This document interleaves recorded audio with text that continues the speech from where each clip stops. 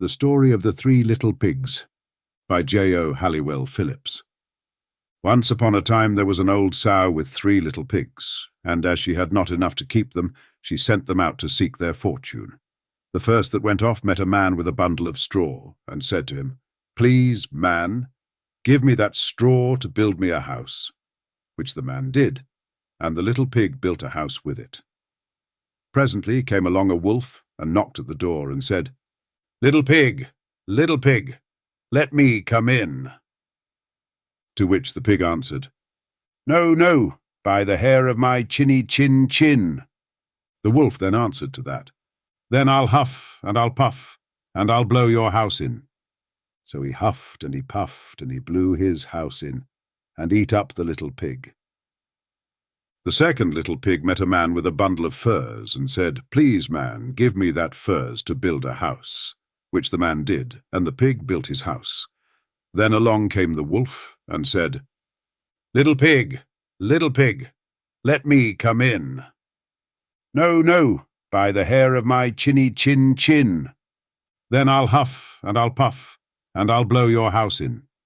So he huffed and he puffed, and he puffed and he huffed, and at last he blew the house down, and he eat up the little pig. The third little pig met a man with a load of bricks, and said, "Please, man, give me those bricks to build a house with." So the man gave him the bricks, and he built his house with them. So the wolf came, as he did to the other little pigs, and said, little pig, let me come in." "No, no, by the hair of my chinny chin. Then I'll huff and I'll puff, and I'll blow your house in." Well, he huffed and he puffed and he huffed and he puffed and he puffed and he huffed, but he could not get the house down. When he found that he could not, with all his huffing and puffing, blow the house down, he said, "Little pig, I know where there is a nice field of turnips."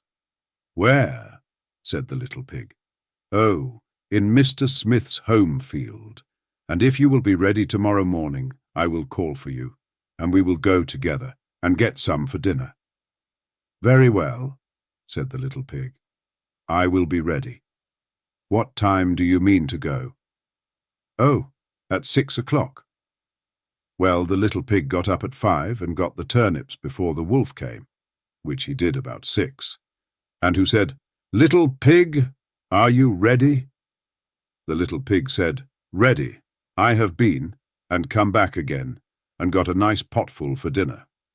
The wolf felt very angry at this, but thought that he would be up to the little pig somehow or other. So he said, "Little pig, I know where there is a nice apple tree." "Where?" said the pig. "Down at Merry Garden," replied the wolf, "and if you will not deceive me, I will come for you at 5 o'clock tomorrow, and we will go together and get some apples." Well, the little pig bustled up the next morning at 4 o'clock, and went off for the apples, hoping to get back before the wolf came.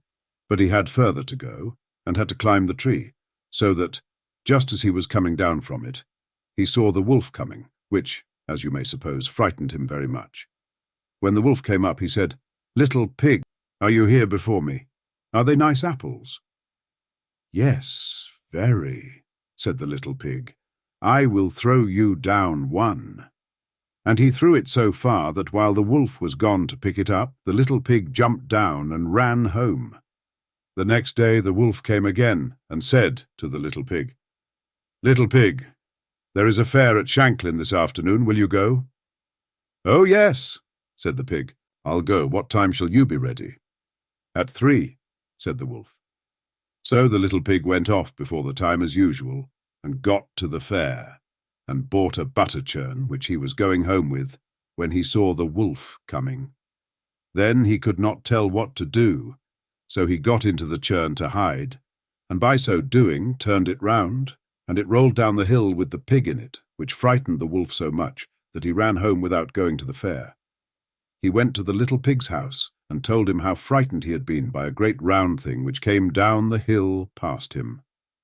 Then the little pig said, "Ha, I frightened you then. I had been to the fair and bought a butter churn, and when I saw you, I got into it, and rolled down the hill." Then the wolf was very angry indeed, and declared he would eat up the little pig, and that he would get down the chimney after him.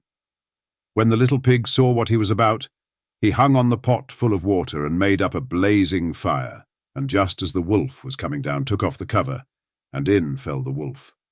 So the little pig put on the cover again in an instant, boiled him up and eat him for supper, and lived happy ever afterwards.